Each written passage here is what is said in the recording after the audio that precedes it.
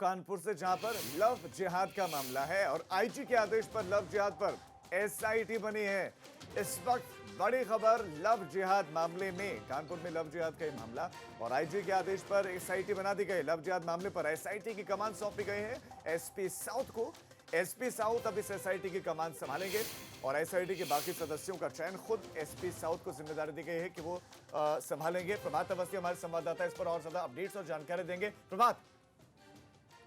जी बिल्कुल, आपको बताना चाहूंगा कि जिस तरह से कानपुर में लव जिहाद का एक जिन्न जो है वो बाहर आया और लगातार 5 मामले ऐसे सामने आए हैं जिसमें आरोप ये है कि जितने भी मामले हैं वो सब जूहीलाल कॉलोनी से संबंधित है और यहाँ पर एक सुनियोजित तरीके से, संगठित तरीके से एक गिरोह चलता है जो भोली भाली लड़कियों को फंसाने का काम करता है, जिस पर आईजी जो रेंज है उन्होंने एसआईटी का गठन करने का आदेश दिया था। तो लिहाजा अब एसआईटी टीम की जो कमान है वो एसपी साउथ को दी गई है, क्योंकि जो जूही का एरिया है ये एसपी साउथ के एरिया में आता है। लिहाजा वो अब इसको लीड करेंगे और अब बाकी के जो 4 सदस्य हैं उनकी जो चुनने का जो हक है वो खुद वो अपनी टीम जो है वो बनाएंगे, उसके बाद जांच करेंगे।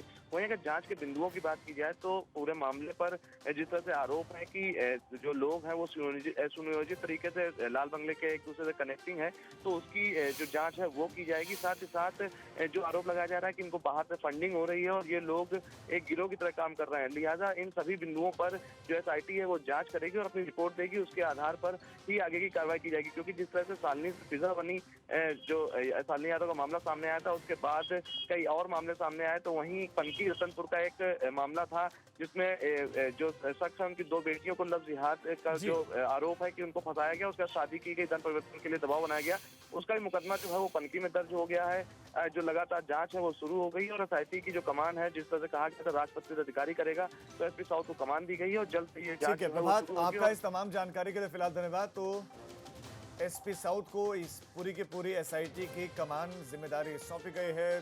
टीम के मेंबर कौन होंगे ये भी वो खुद ही चयनित करेंगे। कानपुर से जहां पर लव जिहाद का मामला है और आईजी के आदेश पर लव जिहाद पर एसआईटी बनी है। इस वक्त बड़ी खबर लव जिहाद मामले में, कानपुर में लव जिहाद का मामला और आईजी के आदेश पर एसआईटी बना दी गई। लव जिहाद मामले पर एसआईटी की कमान सौंपी गई है एसपी साउथ को। एसपी साउथ अब इस एसआईटी की कमान संभालेंगे और एसआईटी के बाकी सदस्यों का चयन खुद एसपी साउथ को जिम्मेदारी दी गई है कि वो संभालेंगे। प्रभात अवस्थी हमारे संवाददाता इस पर और ज्यादा अपडेट्स और जानकारी देंगे। प्रभात।